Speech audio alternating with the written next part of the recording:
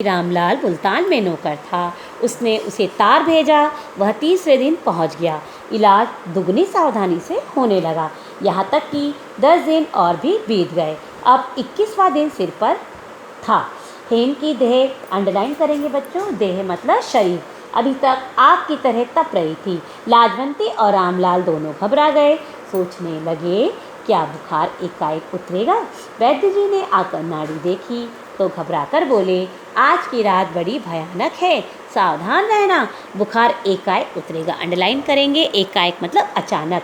लाजवंती और रामलाल दोनों के प्राण सूख गए। वैद्य जी के शब्द किसी आने वाले भय की पूर्व सूचना थे।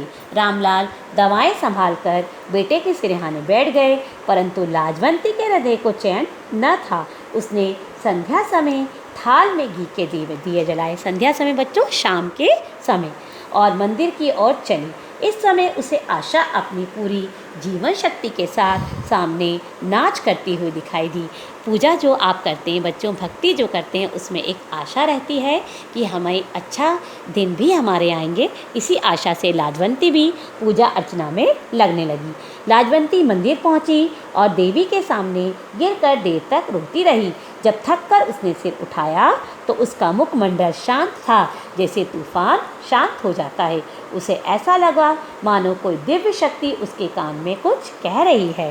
तूने आंसू बहाकर देवी के पाषाण हृदय को मोम कर लिया है। लाजवंती ने देवी की आरती उतारी, फूल चढ़ाए, मंदिर की परिक्रमा की और प्रेम के बोझ से कांपते हुए स्वर से मानता मानी, देवी माता, मेरा हेम बच जाएगा तो मैं तीर्थ यात्रा करूंगी। बच्चों, यही से पैराग्राफ से तीर्थ यात्रा पाठ की सार्थकता सिद्ध होती है कि उसने तीर्थ यात्रा पाठ का नाम क्यों, इस पाठ का नाम तीर्थ यात्रा क्यों रखा गया।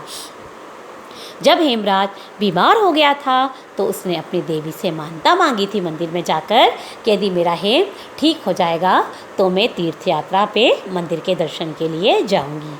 यह मानता मानने के बाद लाजवंती को ऐसा जान पड़ा जैसे उसके दिल पर से किसी ने कोई बोझ हटा दिया है, जैसे उसका संकट टल गया है। वह निश्चिंत हो गई कि अब उसके हेम को कोई भय नहीं है। लौटी तो उसके पांव जमीन पर न पड़ते थे। बच्चों अंडरलाइन करेंगे, पांव जमीन पर न होना मतलब अत्यधिक खुश होना। उसके हृदय सागर में आनंद की तरंगें उठ रही थीं। वह दौड़ती हुई घर पहुंची तो पति ने कहा, लो बधाई हो, तुम्हारा परिश्रम सफल हो गया, बुखार धीरे धीरे उतर रहा है। लाजवंती के मुख पर प्रसन्नता थी और आंखों में आशा की झलक।